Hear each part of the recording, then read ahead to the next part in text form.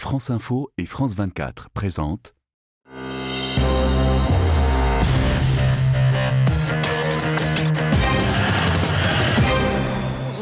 La guerre en Ukraine, voilà bientôt un an qu'on en parle, le plus souvent du côté des Ukrainiens, le peuple envahi, plus rarement dans les yeux des envahisseurs, les Russes. Cette agression contre un de leurs voisins, comment se l'expliquent-ils à eux-mêmes? Quels sont leurs espoirs de victoire? À quoi ressemblerait pour eux l'après-guerre? On va en parler aujourd'hui avec Olga Prokopieva, porte-parole de Russie Liberté, une ONG qui milite pour la défense des droits humains et la démocratie en Russie. Mais d'abord, pour bien comprendre en quoi l'invasion de l'Ukraine est d'abord affaire de patriotisme pour nombre de Russes, direction Razan, ville garnison à 200 km au sud de Moscou. C'est un reportage de Lionel Feuerstein pour France Télévisions. Il flotte fièrement dans le ciel gris de Ryazan, des myriades d'étendards militaires plantés sur les tombes encore fraîches de ses soldats. Dans ce cimetière en mars, on comptait 9 morts. Aujourd'hui, c'est 10 fois plus. Cette grand-mère a perdu son ancien voisin sur le front. Ça faisait longtemps qu'on ne vivait plus ensemble. Mais avant, nous étions dans le même foyer. Il était encore jeune à l'époque. C'est un héros, oui. Il a fait 10 ans d'armée. À Ryazan, les militaires comme les mercenaires du groupe Wagner sont sacrés et enterrés avec les honneurs. Cette journaliste locale doit publier régulièrement leurs nécrologies élogieuses sur son site. Ce n'est pas tous les jours, mais toutes les semaines, oui. Les habitants les considèrent majoritairement comme des héros, parce que nous avons un pays, une ville, où il y en a eu beaucoup, avec de nombreux événements héroïques. Les gens ne peuvent pas percevoir les choses autrement. C'est impossible. L'histoire de Ryazan, située à 200 km au sud de Moscou, est intimement liée à celle de ses militaires. La ville compte 2 bases importantes, dont une de parachutistes. Le fils de Marina, Doronina, est l'un d'entre eux. Mobilisé en septembre, le réserviste de 27 ans a rejoint des unités qui attaquent l'Ukraine. Regardez là, c'est le week-end, quand ils leur font creuser les tranchées. Pour la mère de famille, Vladislav, son fils, est parti dans le Donbass pour défendre la population pro-russe. J'ai un sentiment de fierté. Là-bas, il sauve des gens. Il défend les villes où les habitants sont bombardés.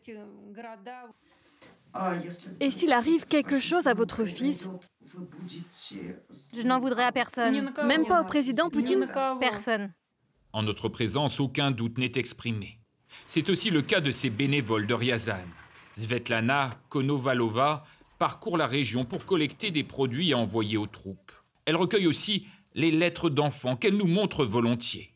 Voici pour moi ce qu'il y a de plus précieux. Je te souhaite à toi, soldat que je ne connais pas, du ciel paisible, de la santé, de la chance, des victoires et de la force. C'est une fillette de 6 ans qui a écrit ça. Ici, tout le monde nous soutient, il n'y a pas de doute. Dans cette ville de garnison, d'autres bénévoles affirment qu'elles seraient prêtes à aller au front, comme infirmières ou cuisinières. Pourquoi vous voulez partir? Parce que je suis patriote. Ces événements ont changé ma manière de penser. Pour elle, la Russie finira par l'emporter. Olga Prokopieva, on le voit dans ce reportage, hein, il en va, comme pour les Ukrainiens finalement, d'une question vitale pour les Russes, défendre les populations pro-russes qu'on estime injustement attaquées. C'est là la raison fondamentale de l'invasion? Une certaine partie de la population est complètement nourrie par cette propagande catastrophique qui propage ce discours que l'armée russe est en Ukraine pour défendre les... Un danger imminent, finalement, pour les... Voilà, un danger. Ils sont profondément convaincus que la Russie est en danger, les Ukrainiens russophones sont en danger et que leurs hommes, enfants sont là-bas pour défendre toute cette population. Ils sont en train d'accomplir un acte héroïque alors que ce n'est pas du tout le cas et que c'est une guerre meurtrière. Et malheureusement, beaucoup n'en ont pas du tout conscience et il faut absolument contrer cette propagande justement pour réveiller les esprits. La mère d'un soldat mobilisé, qu'on vient d'entendre, hein, le dit, s'il arrive quelque chose à son fils, elle n'en voudra pas à Vladimir Poutine. Pour elle, son fils ne fait que son devoir moral en sauvant les populations en danger. L'enjeu de cette guerre aujourd'hui, il est moral pour nombre de Russes. Cela dépasse la volonté de leur seul président. Après, attention à ce que disent les Russes face à la caméra. Il ne faut pas oublier que dès qu'on critique la guerre, on peut être sous une affaire d'abord administrative pour discrédit des forces de l'ordre ou même pénale et finir à la prison. Donc il faut prendre avec des pincettes tout ce qui se dit par les Russes devant la caméra, puisqu'ils savent qu'ils sont en danger dès qu'ils commencent à prononcer quelques mots contre cette guerre. Et c'est pour ça que la seule chose finalement qu'il leur reste, c'est de soutenir ces soldats qui sont souvent envoyés au front sans comprendre exactement où ils vont. Souvent, ils y vont pour des questions purement financières parce qu'une grosse somme est promise dès l'envoi de la personne mobilisée dans l'armée. Et finalement, il ne leur reste plus tellement de moyens que de les soutenir pour au moins qu'ils évitent la mort et pas qu'ils n'y aillent pas, parce qu'ils sont très mal informés de leurs droits aussi sur ceux qui peuvent échapper à la mobilisation. Et vu de Moscou, vous vous trouvez pour France Télévisions, Luc Lacroix, les Russes n'ont bien souvent qu'un seul son de cloche. Oui, bonjour, la télévision reste le premier média avec lequel les Russes sont informés. Et à la télévision russe, pas question de remettre en cause le fondement de l'offensive russe. Une large place est accordée à tout ce que dit Vladimir Poutine ou au très officiel briefing quotidien du ministère de la Défense. Et on se rend compte que ceux qui regardent le plus la télévision sont aussi ceux qui soutiennent le plus la guerre en Ukraine. Les principaux médias qui faisaient preuve d'indépendance ont été fermés. Pour continuer à travailler, certains sites ont choisi de s'exiler, mais ils ne sont plus accessibles ici en Russie, sauf à contourner le blocage en utilisant un VPN. Et puis il y a quelque chose qui est très important, c'est Telegram. C'est une messagerie un peu comme WhatsApp, sauf qu'on peut créer des fils, des chaînes accessibles à tout un chacun. Alors on y retrouve sur ce terrain ceux que l'on appelle les correspondants de guerre. Ils sont très suivis, ils sont favorables à la guerre en Ukraine, mais parfois ils critiquent la manière dont elle est menée, et ce sont leurs images, leurs informations qui bien souvent informent les Russes. On retrouve aussi des chaînes thématiques ou locales qui peuvent se montrer très critiques, et c'est là que l'on a vu les nombreuses vidéos d'hommes mobilisés qui dénonçaient leurs conditions de vie et disaient manquer de tout. On a le souvenir de cette journaliste Marina Ovsianikova, poursuivie pour s'être opposée à la guerre à la télévision. Elle a dû fuir ici en Europe. Plus personne aujourd'hui n'ose s'opposer en Russie. Que risquent les voix dissidentes, Olga Prokopieva? Les personnes s'opposent tous les jours à la guerre en Russie. Pas plus tard qu'hier, encore une personne est sortie sur la place rouge avec une pancarte contre la guerre. Et il faut savoir que ce sont des actes d'extrême courage, parce qu'on sait que dès qu'on s'oppose, il est inéluctable qu'on va être poursuivi. Donc cette personne, elle sait qu'elle aura d'abord une amende, puis après, elle risque un emprisonnement. Aujourd'hui, les condamnations sont très nombreuses. Il y a plus de 300 affaires pénales en cours et 5000 affaires administratives pour critique de cette guerre. Et il y a eu des condamnations allant jusqu'à 8 ans et demi de prison, comme le cas de Ilya Yashin. Et des personnes aussi qui n'ont pas du tout une activité militante ou politiques, qui ont juste publié un message anti-guerre sur leur réseau social, qui compte 200 abonnés et qui se sont aussi retrouvés en prison. Mais il y a des actions qui continuent malgré ça tous les jours. Le mois dernier, l'ONG OVD Info, qui recense justement tous ces actes d'opposition à la guerre, a fait état de 30 nouvelles affaires pour discrédit des forces armées russes. Donc c'est faux de croire qu'il ne se passe rien. Oui, il n'y a pas de mobilisation massive, de manifestation massive comme il y en a eu quand même au début de la guerre. Et il y a eu 20 000 arrestations, mais il y a des actions tous les jours qui continuent de différentes manières de ceux qui sont les plus courageux en fait. Jusque dans l'entourage même de Vladimir Poutine, certains parmi ceux qui ont exprimé leur désaccord avec l'invasion de l'Ukraine sont morts dans des conditions mystérieuses. Il n'y a pas que d'ailleurs, Aurélie Schiller.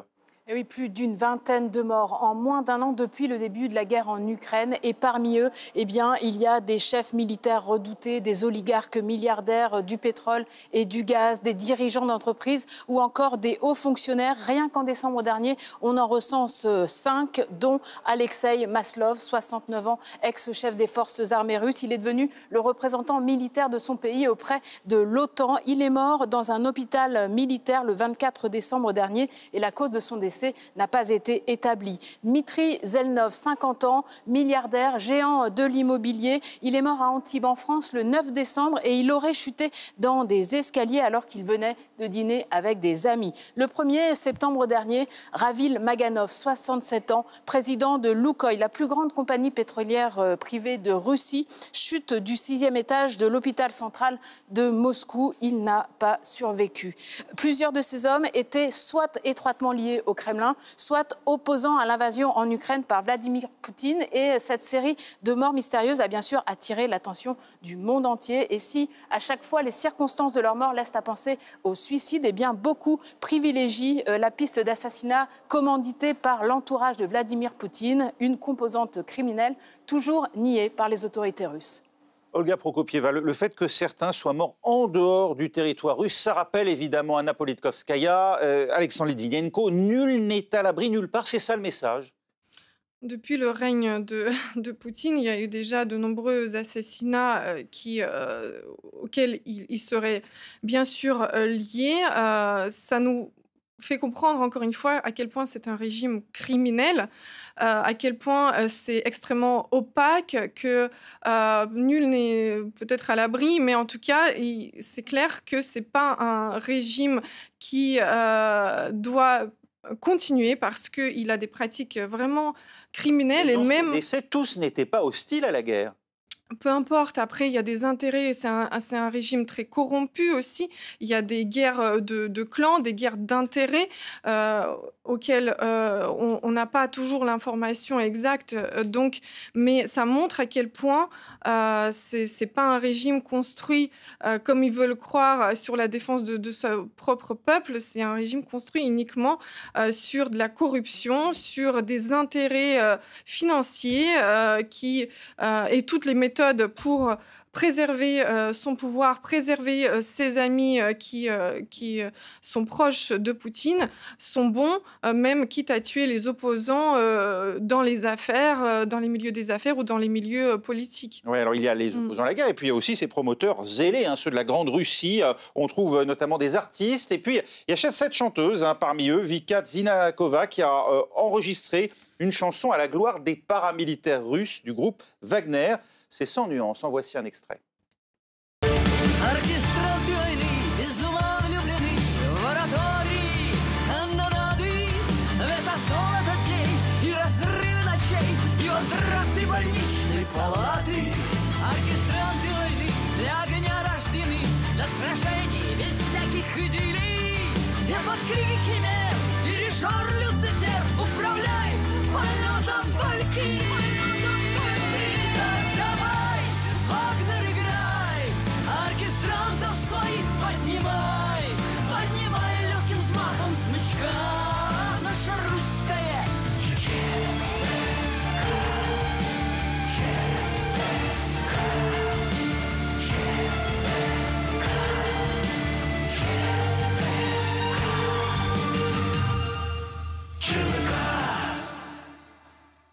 C'était l'ode à Wagner de Vika Tsiganova. On se retrouve dans un instant, juste après un journal sur France 24. Restez avec nous.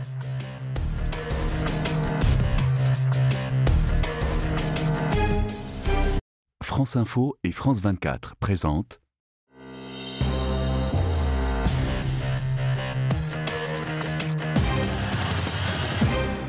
Suite du monde dans tous ses états pour comprendre la manière de voir l'invasion de l'Ukraine côté russe avec vous, Olga Prokopieva. Nous allons voir à présent un extrait du reportage qu'ont réalisé pour France 24 Maïssa Awad et James André. Ils se sont rendus durant une semaine sur la ligne de front au plus fort des combats à Bakhmout, cette ville que veulent absolument conquérir les Russes, aidés justement du groupe Wagner. Les 9/10 de la population ont fui les combats, restent quelques rares familles divisées par la guerre. Extrait. Là, c'est chez moi. Le bâtiment s'est effondré après une frappe. Une partie des habitants s'est retrouvée coincée dans le sous-sol et sont morts. Par chance, la famille d'Angelina était absente ce jour-là. Des gens sont morts ici, coincés sous les décombres. On a sorti des corps et il y a même un pompier qui est mort. Excusez-moi, c'est dur, j'ai envie de pleurer. Presque toute ma famille est partie et moi aussi je veux être évacuée. Mais mon père veut rester.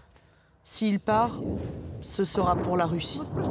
On n'est pas d'accord. Moi, je suis une patriote. Dans ma famille, on évite ce sujet.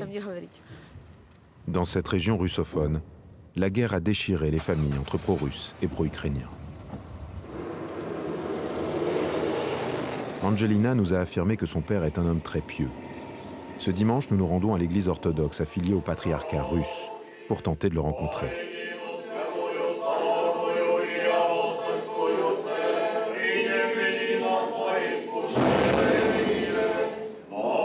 La messe est célébrée dans la crypte, à la bougie.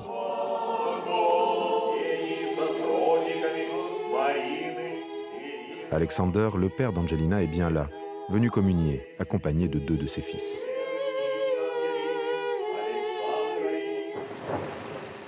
Alexander accepte de nous accueillir chez lui. La maison est au beau milieu du champ de bataille. La guerre a éclaté la famille en 3. La femme d'Alexander est partie avec leur petit-fils se mettre à l'abri en Russie. Angelina veut rejoindre son autre frère pro-ukrainien vers l'ouest. Alexander, lui, reste ici avec ses 2 autres fils. Pour moi, l'Ukraine, enfin si vous voulez l'appeler Ukraine, est un seul et même pays avec la Russie et la Biélorussie. C'est un même peuple, c'est un arbre avec différentes branches, mais avec les mêmes racines. Ça me fait mal. Angelina est mon point faible. Je pense qu'elle ne veut plus nous voir. Personne ne l'a forcée à partir. C'était sa décision. Personne ne l'a jetée dehors. Elle n'aime pas notre mode de vie. Elle veut la liberté. La liberté dans le mauvais sens du terme.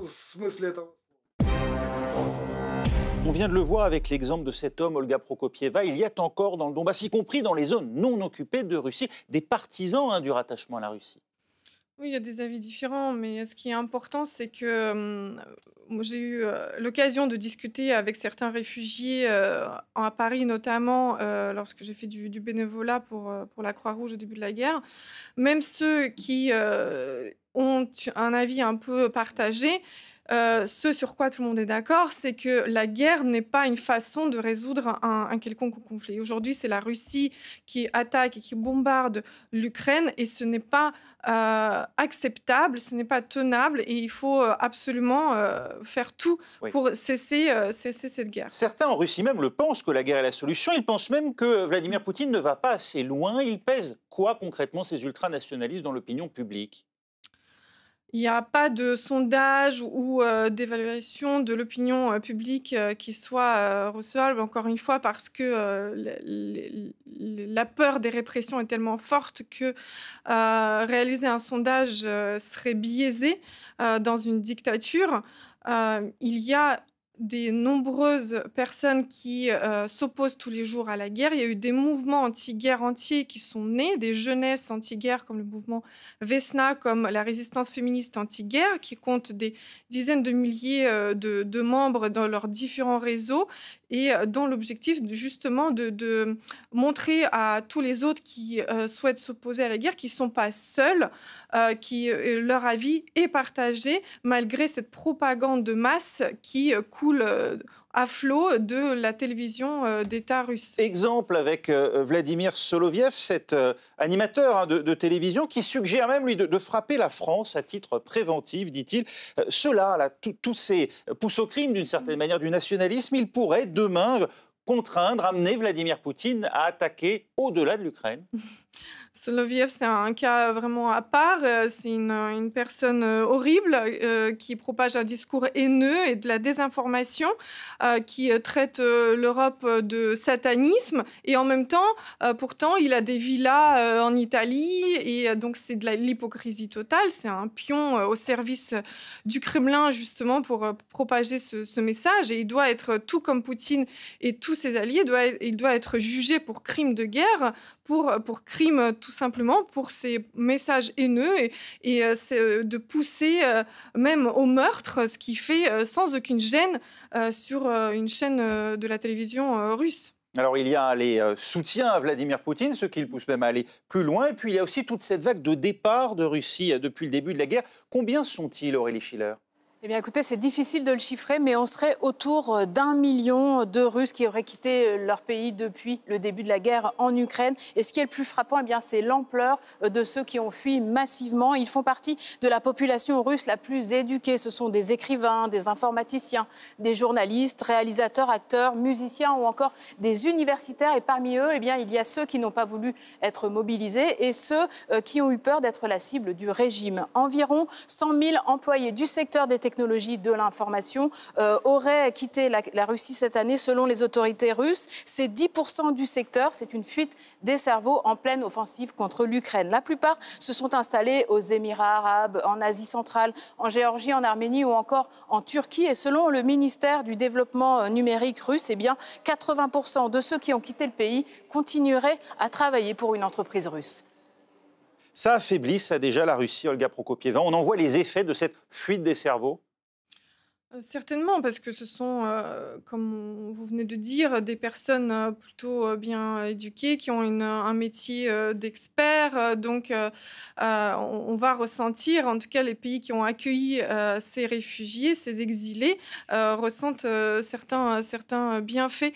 Mais ce qui est important de dire justement, c'est que ils partent parce qu'ils n'ont pas le choix. Soit ils sont poursuivis comme des défenseurs des droits humains, comme les journalistes, parce qu'il faut rappeler que toutes les chaînes et tous les médias indépendants ont dû fermer en Russie. Donc c'était les premiers à partir. Mais il y a aussi tous ceux qui se sont opposés de différentes manières. Puis il y a des simples citoyens qui ne peuvent pas vivre dans un pays qui agresse et qui mène une guerre criminelle. Ça pourrait aller plus loin si Vladimir Poutine déclarait la mobilisation de nouveaux réservistes au-delà des 300 000 qu'il avait appelés à l'automne.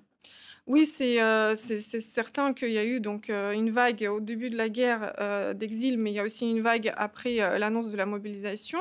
Et là, on prédit une nouvelle mobilisation pour renflouer les armées russes. Et bien sûr, il se peut qu'il y ait des milliers d'autres Russes qui partent. Et ce qu'il est important et ce que notre association demande, c'est de les accueillir en bonne forme, d'avoir un statut spécial qui leur permettrait de fuir le danger, de fuir le pays, la Russie, de manière sereine. Parce qu'aujourd'hui, les conditions d'accueil sont très compliquées. Encore hier, Lev Ponomarev, qui est cofondateur de Memorial, prix Nobel, s'est vu refuser l'ouverture d'un compte bancaire dans une banque privée française. Ils sont obligés de passer par des étapes bureaucratiques très complexes et malheureusement, certaines banques, typiquement, ferment la porte à des citoyens russes, même s'ils sont ouvertement opposés à la guerre et luttent contre le régime criminel de Poutine. Et parmi les destinations où se rendent les Russes, il y a les pays baltes, l'Arménie, mais aussi la Turquie, où vous trouvez Ludovic de Foucault pour France 24. 100 ans après l'arrivée des Russes blancs qui fuyaient les bolcheviks, Istanbul est redevenue Moscou sur le Bosphore. La ville est une terre d'élection pour des dizaines de milliers de Russes qui ont quitté leur pays, mais pas tous pour les mêmes raisons. La première vague, juste après le début de l'invasion de l'Ukraine au printemps dernier, a vu l'arrivée d'opposants, de journalistes, d'activistes pour qui Istanbul était souvent une étape avant de gagner l'Europe, plus à l'ouest.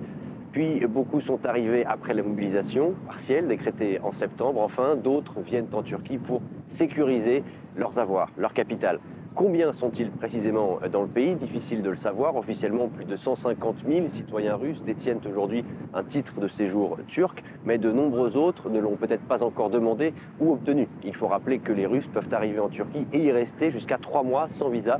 Il est aussi possible d'acquérir la nationalité turque en investissant dans une entreprise locale ou en achetant un bien immobilier.